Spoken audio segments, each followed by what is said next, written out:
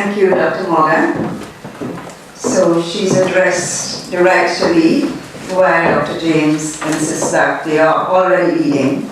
And you will recall when the Iron Lady Margaret Thatcher rose to power as Prime Minister, she was much applauded for her strength because she ruled like a man. Let's move on with our final speaker, Sunity Maharaj.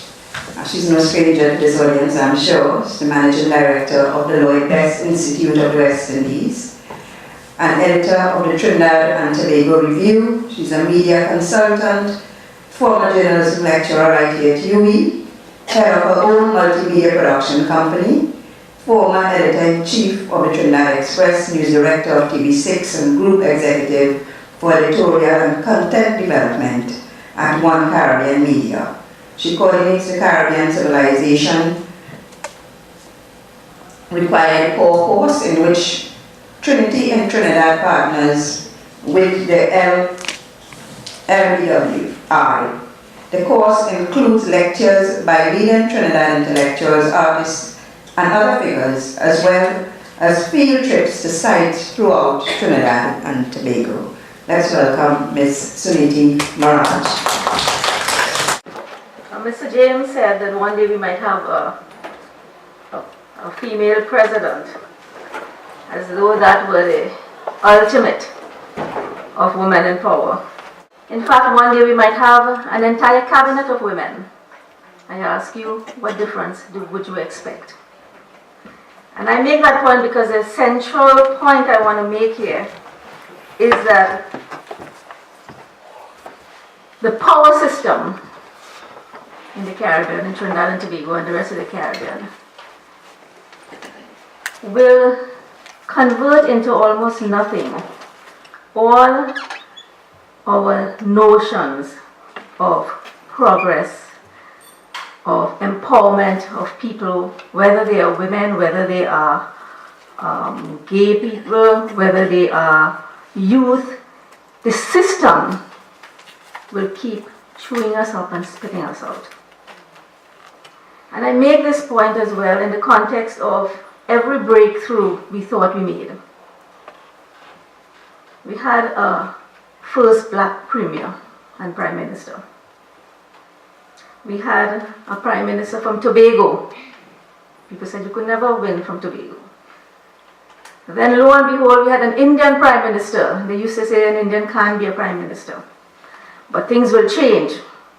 Then we had a woman prime minister. I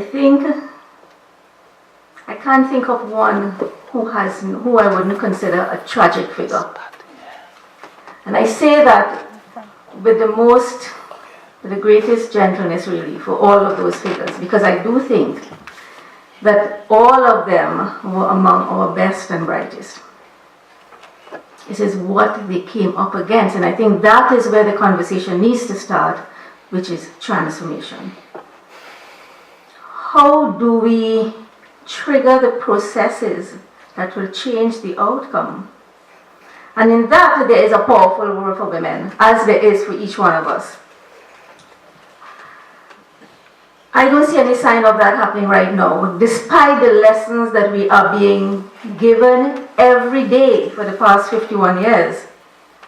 If you were to listen to the current conversation, we have the discussion going on in the PNM, and Mrs. Beckles Robinson is being described as pleasant.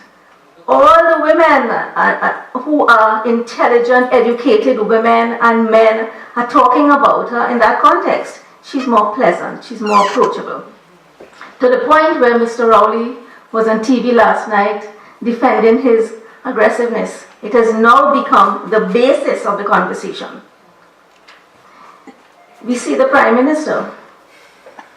The Prime Minister has resorted to a language and a style that is her best bet for retaining public support. It doesn't surprise me that her poll figures remains healthy because she has now transformed herself from the strong leader to the grandmotherly figure.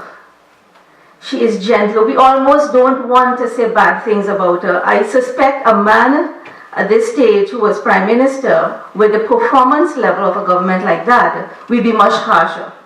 But it's almost, it's a reverse psychology that works for her, and whatever works for you, you will use.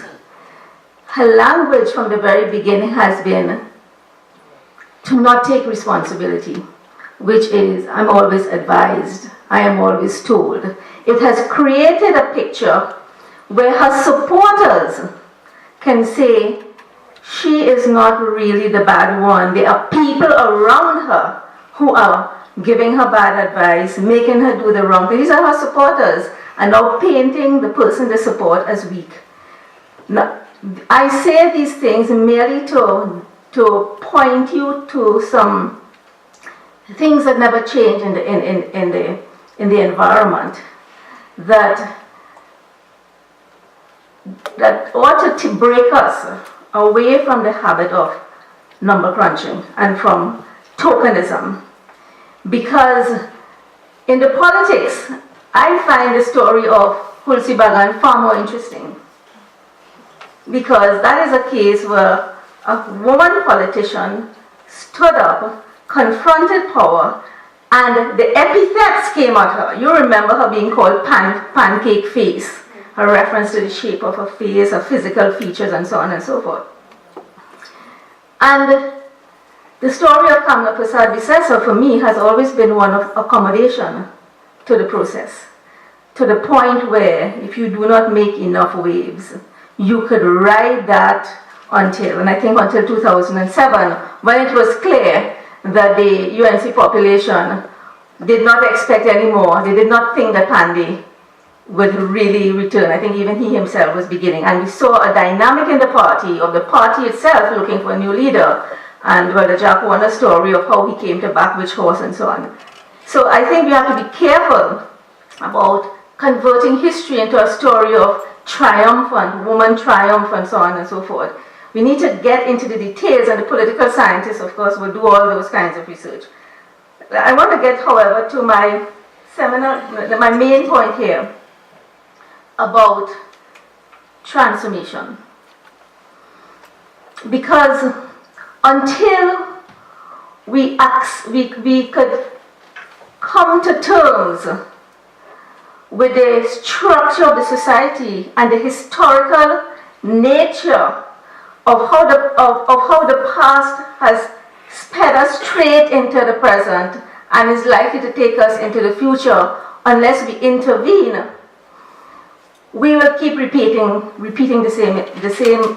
We will keep investing hope to be disappointed over and over and over. It is true that the structure of the society and the nature of power has been defined by the past, and the past has been patriarchal. That's the word. And it has been patriarchal throughout the entire society. Our society was constructed without the involvement of women at every level. But it was also constructed without the involvement of black people, of Indians, of the large mass of the population has been outside the power system.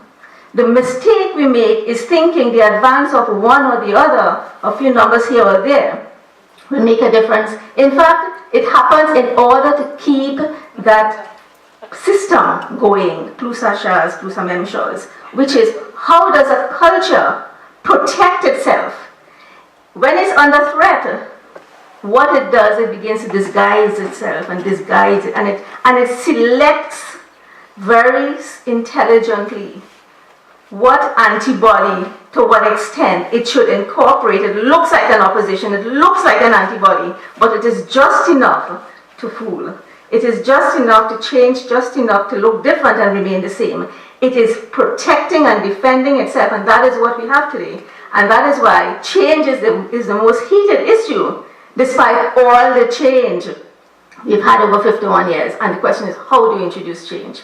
And I want to say that this is where the abundance of women with intelligence, with education, with opportunity have to come to the fore. this is where we have to change the discourse. We should not be talking about Penny being more pleasant. That is so patronizing. It is so disrespectful. What we want to talk about, we want to ask Penny. If I were in the PNM, what I want to talk about between the two leaders, I want to hear what you all are saying about healthcare. How are you, because it's a party election, so I want to know, do you have a better idea, a better plan than the other one? Because when I go to the general election, I want your plan to be the other party. We want to the women are the ones, I mean, we're in an age of more fathers involved in parenting.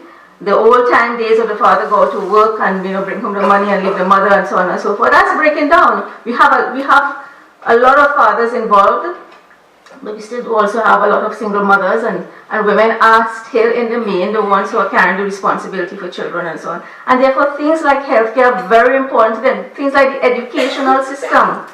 You know how many mothers are there tearing out their hair because the education system is alienating the children, and their children want to drop out.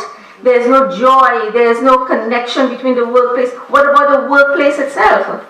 Right? When the guys meet and discussing who is the one we're going to select for this job and the promotion, what goes on in that room? Is it about, well, this one easy to get along with because that one is a troublemaker? Generally speaking, the agents of change are considered troublemakers everywhere. You walk into an office, and because you're wearing, your head wrap and so on, you cannot fit in the corporate suite. Right? So the issue of rights, or this one is gay, we can't, whatever. We have to open up our minds to informed conversation in this society and resist the temptation to go off on all kinds of irrelevant tangents in ways that perpetuate an inanity that leads us to make decisions about power in a very reckless way. And so we come to the idea of the right to lead. We all have the right to lead. Nobody, he's right, there's no law. There's a culture. There's a culture about who is fit to lead. And that sometimes, and it is relevant, the things that people have and the notions they have in their head about who is fit or not fit to lead, what school you went to, how do you dress, who is your wife or your husband, where you come from. All those are the biases built into the system, into a system of values that we've inherited, and we have it under assault, but it's not enough under assault. But the other issue is the responsibility to lead. And I think that the responsibility to lead lies with each one of us. I think they are important in the indicators that we do have to keep in mind. We do want to look at the numbers. We want to see, we want more women in every space that is available for women to be in. But we want that process to occur, not on the basis of tokenism or on the basis of, some nonsensical debate over who nicer than who and whatever, but on the basis that we are challenging ourselves to a higher level of responsibility for the future welfare and benefit of this country.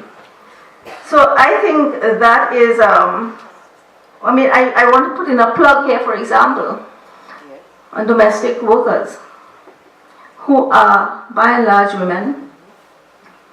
Why is that not an issue? That these women are still not recognized as workers and do not come under the IRA, under the Industrial Relations Act. They are on some kind of marginal minimum wage or the legislation, and therefore they do not have the rights. Those are the issues that need to preoccupy us. And if we become responsible enough, I can bet you, we will deliver systems we will put people into power, whether it's in the university, whether it's in the city, in the corporation, whether it's in government or wherever, even in the clubhouse. We will bring people to office who will propel change to the point where the issue of quotas as a basis on which to hang hopes will become irrelevant.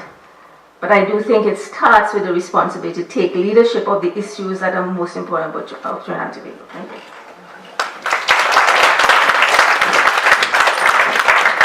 Thank you.